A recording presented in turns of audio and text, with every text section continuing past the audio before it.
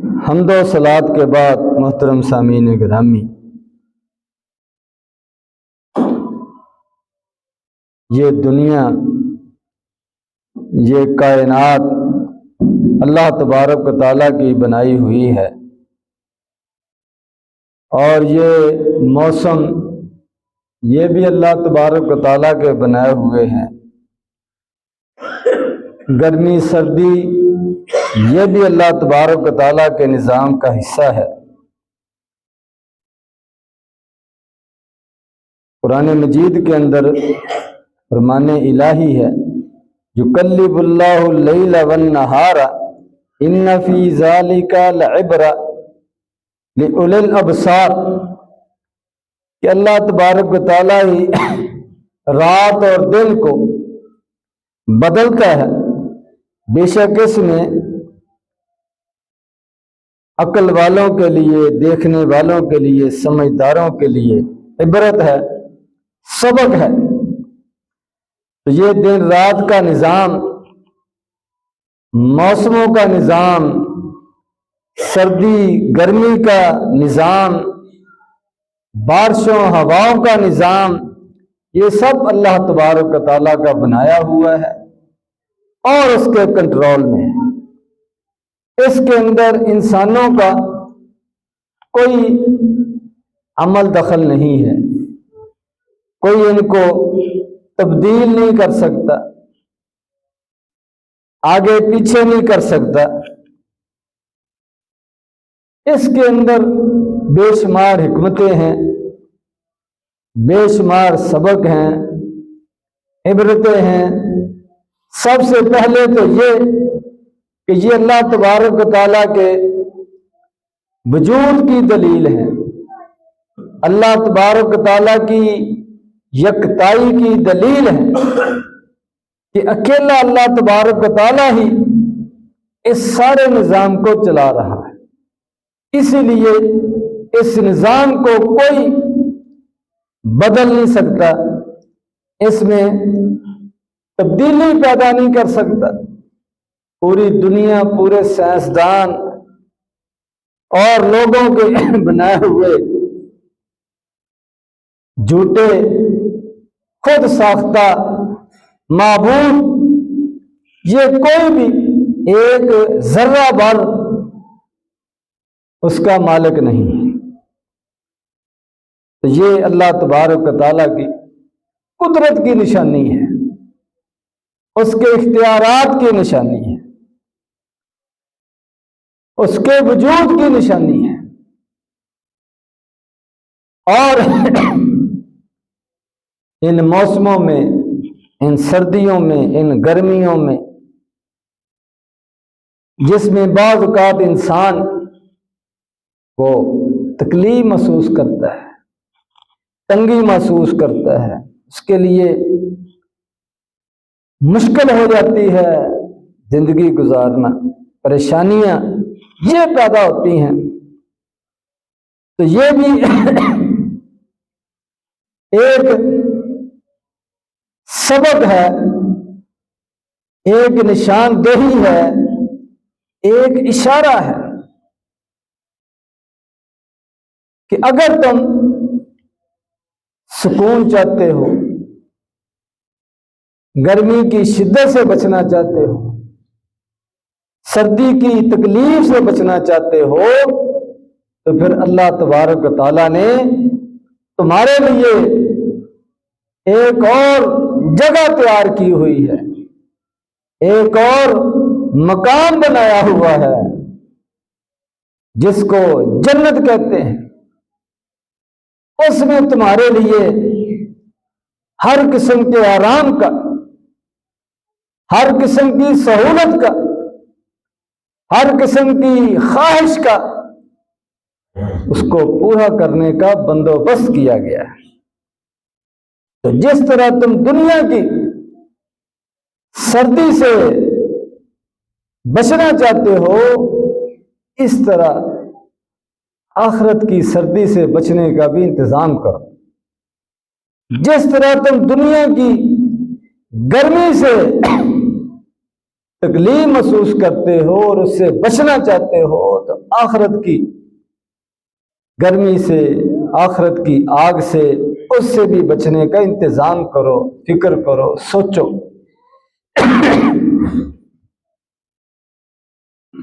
اور یہ بھی حدیث کے اندر موجود ہے کہ جس طرح آخرت کے اندر عذاب کی ایک شکل یہ آگ ہے، گرمی ہے، اسی طرح ایک عذاب کی شکل شدید سردی بھی ہے۔ بخاری مسلم کی روایت ہے، نبی کریم صلی اللہ علیہ وسلم نے فرمایا کہ جہنم نے، آگ نے اللہ تبارک و تعالیٰ سے درخواست کی کہ میرے اندر حد سے زیادہ تپش ہو گئی ہے، ایک دوسرے کو، ایک حصہ دوسرے کو وہ کھا رہا ہے، برداشت سے باہر ہے، تو مجھے کچھ گرمی یہ باہر نکالنے کی اجازت دی جائے، کم کرنے کی اجازت دی جائے۔ تو ہر ایک چیز کی ایک حد ہوتی ہے برداشت کی، تو گرمی بھی حد سے زیادہ ہو جائے تو برداشت نہیں ہوتی، خود جہنم کو وہ گرمی برداشت نہیں ہو رہی، اور اسی طرح سردی بھی حد سے زیادہ ہو جائے تو برداشت نہیں ہوتی۔ تو اللہ تبارک و تعالیٰ نے جہنم کو سال میں 2 سانس لینے کی اجازت دی، تو نبی کریم صلی اللہ علیہ وسلم نے وضاحت فرمائی کہ ایک سانس وہ گرمیوں کے اندر لیتی ہے اور ایک سانس سردیوں کے اندر لیتی ہے۔ تو فرمایا گرمیوں والے سانس سے یہ دنیا کے ٹمپریچر پر اثر پڑتا ہے، اور جتنی تم شدید گرمی محسوس کرتے ہو یہ اس کے سانس کا اثر ہے، اور سردیوں والے سانس سے ٹھنڈک میں اضافہ ہوتا ہے، اور یہ جو تم شدید سردی محسوس کرتے ہو یہ اس کے ٹھنڈے سانس کا حصہ ہے۔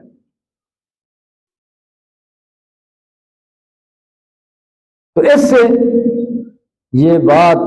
واضح ہو گئی کہ جہنم کے اندر ایک طرف گرمی ہے، تپش ہے، آگ ہے، اور ایک طرف ٹھنڈک ہے، سردی ہے، تو دونوں قسم کا وہ عذاب جو ہے وہ تیار کیا گیا ہے۔ اس عذاب سے اللہ تبارک و تعالیٰ نے اور نبی کریم صلی اللہ علیہ وسلم نے بچنے کا، بچاؤ کرنے کا حکم دیا ہے۔ اور دنیا کے اندر یہ گرمی سردی گویا کہ یہ اس کی یاد دلاتی ہے، یہ اس کی علامت کے طور پر رکھا گیا ہے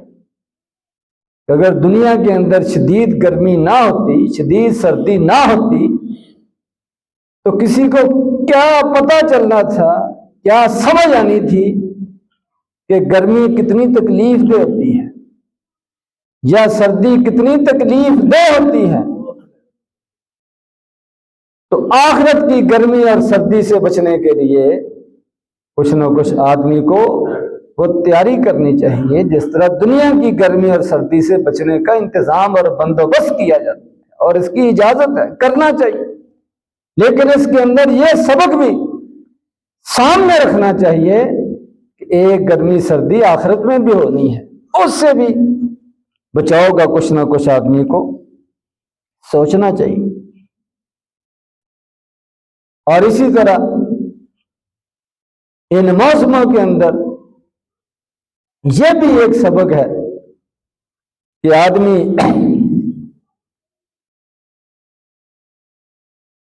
دنیا کے اندر رہتے ہوئے اللہ تبارک و تعالیٰ نے اس کو وسائل دیے ہیں، وہ سردی سے بچنے کا بندوبست کرتا ہے، گرمائش حاصل کرتا ہے، گرم کپڑے پہنتا ہے، ہیٹر چلاتا ہے، اور بھائی کئی وسائل ہیں۔ اس کے ساتھ ساتھ دنیا کے اندر بہت سے ایسے لوگ بھی ہیں جن کے پاس یہ بچاؤ کے وسائل نہیں ہیں، معذور ہیں، مجبور ہیں، کمزور ہیں۔ تو یہ موسم ہمیں یہ بھی یاد دلاتے ہیں کہ جس طرح تم سردی محسوس کرتے ہو اور اس کا بچنے کا انتظام کرتے ہو، اسی طرح اگر اللہ تبارک و تعالیٰ نے تمہیں وسعت دی ہے تو ان لوگوں کے لیے بھی فکر کرو، انتظام کرو، ان کے لیے ہمدردی پیدا کرو جو ان وسائل سے محروم ہیں۔ نبی کریم صلی اللہ علیہ وسلم نے فرمایا کہ جو کسی مسلمان سے کوئی دنیا کی تکلیفوں میں سے، پریشانیوں میں سے، مشکلات میں سے کوئی مشکل، کوئی پریشانی، کوئی مصیبت دور کرتا ہے، اللہ تبارک و تعالیٰ قیامت کے دن کی پریشانیوں سے اس کو نجات دیں۔ اور جو دنیا کے اندر کسی تنگ دست پر آسانی کرتا ہے، اللہ تبارک و تعالیٰ قیامت والے دن اس پر آسانی کرے۔ اور جو اللہ تبارک و تعالیٰ کی مخلوق کے کام آتا ہے، واللہ فی عون العبد ما کان العبد فی عون اخیہ، کہ جب تک آدمی اپنے بھائی کی مدد میں ہے، اللہ تبارک و تعالیٰ اس کی مدد کرتے ہیں۔ اس چیز کا بھی ہمیں خیال رکھنا چاہیے۔ نبی کریم صلی اللہ علیہ وسلم نے فرمایا، کیا میں تمہیں ایسی چیز کی خبر نہ دوں جس سے غلطیاں اللہ تبارک و تعالیٰ مٹاتے ہیں، معاف کرتے ہیں اور درجات بلند کرتے ہیں؟ صحابہ اکرام نے عرض کی، کیوں نہیں، ضرور بتائیں، غلطیاں کیسے معاف ہوتی ہیں، درجات کیسے بلند ہوتے ہیں؟ تو آپ نے 3 چیزوں کی طرف اشارہ فرمایا۔ ایک فرمایا کہ اسباغ الوضوء علی المکارہ، کہ اچھے طریقے سے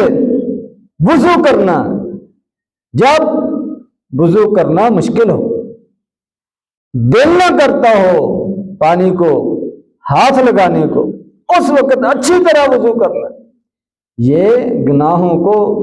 معاف کرنے کا ذریعہ ہے، درجات کی بلندی کا ذریعہ ہے۔ تو سخت گرمی میں بھی پانی اگر گرم ہو اور سخت سردی میں پانی ٹھنڈا ہو تو وضو کرنا بہت مشکل ہے، لیکن اللہ تبارک و تعالیٰ کا حکم سمجھ کر، اس کے رسول صلی اللہ علیہ وسلم کا حکم سمجھ کر اچھے طریقے سے وضو کرنا، یہ بہت بڑی نیکی کا ذریعہ ہے، درجات کی بلندی کا ذریعہ ہے، گناہوں کی معافی کا ذریعہ ہے۔ ایک دفعہ نبی کریم صلی اللہ علیہ وسلم نے کچھ لوگوں کو دیکھا کہ انہوں نے وضو کیا لیکن ان کی ایڑیاں یہ خشک تھی، پاؤں کی پچھلی سیر جو ہے وہ خشک نظر آ رہی تھی۔ تو آپ نے فرمایا، ویل للعقاب، ایسی ایڑیوں کے لیے ہلاکت ہے، جہنم ہے، یہ آگ میں جائیں گی جو اللہ تبارک و تعالیٰ کے حکم پر اچھی طرح وضو نہیں کرتے، پاؤں ان کے خشک رہ جاتے ہیں۔ تو خاص طور پر سردیوں کے اندر جب تک اچھی طرح اعضاء کو ملا نہ جائے، ہاتھ کے ساتھ وضو نہ کیا جائے مل مل کر، اس وقت تک وہ جسم کے پورے حصے پر وہ پانی نہیں پہنچتا۔ بغیر ملنے کے ایسے ہی ٹوٹی کے نیچے پاؤں رکھ لے اور 2-3 دفعہ گھما کر آدمی سمجھے کہ پاؤں دھل گیا ہے، ایسے نہیں ہے، اس کو ہاتھ کے ساتھ ملیں بلکہ انگلیوں کا خلال کرے۔ خاص طور پر اگر پانی گرم نہ ہو تو پھر وہ بالکل پورے جسم کو، پورے پاؤں کو نہیں لگتا جب تک اس کو ملا نہ جائے، ہاتھ کے ساتھ پانی کو پہنچایا نہ جائے پورے پاؤں تک وہ نہیں پہنچتا، اوپر اوپر سے ہو کر گر جاتا ہے۔ تو یہ بڑی کوتاہی والی بات ہے۔ تو یہ اللہ اس کے رسول کا حکم ہے، یہ ہمارے گناہوں کی معافی کا ذریعہ ہے، درجات کی بلندی کا ذریعہ ہے۔ اس لیے شوق کے ساتھ نماز کا اہتمام، نماز کے لیے موسم کی پرواہ کیے بغیر اٹھنا اور پھر وضو کرنا،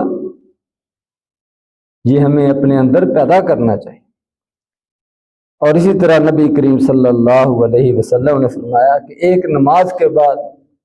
دوسری نماز کا انتظار کرنا، یہ بھی غلطیوں کو مٹانے والی چیز ہے، درجات کو بلند کرنے والی چیز۔ وَكَثْرَةُ الْخُطَىٰ إِلَى الْمَسَاجِدِ،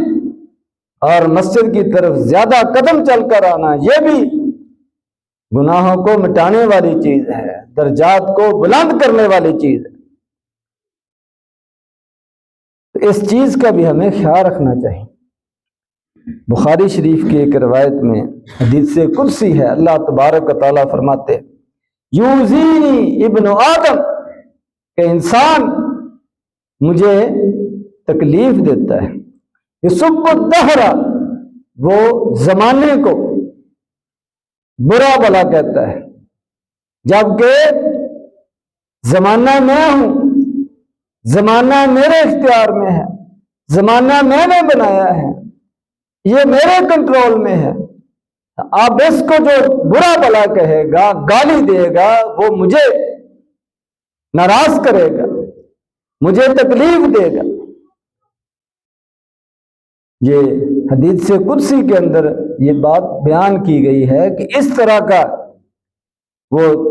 زبان پر غصے کا اظہار کرنا، ناراضگی کا اظہار کرنا، اللہ تبارک و تعالیٰ کے نظام کے اندر گرمی کے اوپر، سردی کے اوپر، یا تیز ہوا آندھی کے اوپر، یا بارش کے اوپر اس انداز سے گفتگو کرنا کہ جس سے آدمی کی ناراضگی کا اظہار ہوتا ہو، یہ اللہ تبارک و تعالیٰ کو پسند نہیں ہے۔ یہ اللہ تبارک و تعالیٰ کا بنایا ہوا نظام ہے۔ اس میں اصل غور کرنے والی، سوچنے والی بات وہ یہ ہے کہ ہمارے اندر کوئی کمی ہے، ہمارے گناہوں کی یہ شامت ہے، اور یہ بھی قرآن مجید کے اندر، احادیث کے اندر بیان کیا گیا کہ جو بھی آدمی کو تکلیف آتی ہے، بیماری آتی ہے، پریشانی آتی ہے، نقصان ہوتا ہے، یہ سب اس کے اعمال کا بدلہ ہے، اس کے اعمال کا نتیجہ ہے۔ تو ایسی صورتحال میں استغفار کرنا چاہیے، اللہ تبارک و تعالیٰ سے معافی مانگنی چاہیے، اور اللہ تبارک و تعالیٰ سے عافیت کا سوال کرنا چاہیے کہ اللہ تبارک و تعالیٰ ہمیں اپنے عذاب سے محفوظ فرمائے، ہمیں دنیا آخرت کی عافیت اور سلامتی عطا فرمائے، ہمیں توبہ استغفار کی توفیق عطا فرمائے۔ یہ سوچنا چاہیے، ایسے کہنا چاہیے، نہ کہ آدمی کو وہ ہوا کو گالیاں دینا شروع کر دے، یا سردی کو برا بلا کہنا شروع کر دے، یا گرمی کو وہ برا بلا کہنا شروع کر دے، اس کا کوئی فائدہ نہیں، اس نے کام نہیں ہو جانا، ختم نہیں ہو جانا، وہ ایسے نظام چلنا ہے۔ تو انسان کی وہ سعادت یہ ہے کہ اللہ تبارک و تعالیٰ کے فیصلوں پر رضامندی کا اظہار کرتے ہوئے برداشت اور صبر اور توبہ استغفار اس کا اظہار کرے۔ اور اسی طرح یہ سردی خاص طور پر، اس میں نبی کریم صلی اللہ علیہ وسلم نے، ہمارے دین اسلام نے بہت سی آسانیاں اس کا بھی خیال رکھا ہے کہ وضو کرنے کا حکم ہے، لیکن اگر سردی کی وجہ سے، سردی سے بچاؤ کے لیے آدمی موزے پہننا چاہے، جرابیں پہننا چاہے تو وہ پہن سکتا ہے، اور ایک دن تک پاؤں دھوئے بغیر اس کے اوپر مسح کر سکتا ہے۔ وضو کر کے جرابیں موزے پہن لے، اس کے بعد ایک دن تک پاؤں دھونے کی ضرورت نہیں ہے، اس کے اوپر مسح کر سکتا ہے، ہاتھ گیلا کر کے پھیر سکتا ہے۔ اور اگر سفر میں ہو تو پھر 3 دن تک کی اجازت ہے۔ یہ شریعت نے نرمی رکھی ہے، اور بہت زیادہ حد سے زیادہ اگر سردی ہو اور وضو کرنے سے یا نہانے سے بیماری کا خطرہ ہو یا پہلے بیمار ہو تو مزید اضافے کا خطرہ ہو، جان کا خطرہ ہو، تو شریعت نے تیمم کی اجازت رکھی ہے۔ تیمم آدمی مٹی کے اوپر ہاتھ مار کر وہ چہرے پر اور ہاتھوں پر پھیر لے، اس کی بھی شریعت نے اجازت رکھی ہے۔ تو رخصتیں شریعت کے اندر موجود ہیں، انسانوں کی کمزوری کا خیال رکھا گیا ہے۔ اللہ تبارک و تعالی ہمیں ان موسموں کی شدت سے، اس کے نقصانات سے محفوظ فرمائے، اور جو ان کے اندر فوائد ہیں وہ اللہ تبارک و تعالی عطا فرمائے، اور قیامت کی گرمی، قیامت کی سردی اللہ تبارک و تعالی اس عذاب سے محفوظ فرمائے، اور اس دنیا کی گرمی اور سردی کو دیکھ کر آخرت کی سردی اور گرمی کو سمجھنے کی، اس سے بچنے کے اللہ تبارک و تعالی ہمیں کوشش کرنے کی توفیق عطا فرمائے۔ وآخر دعوانا الحمدللہ رب العالمین۔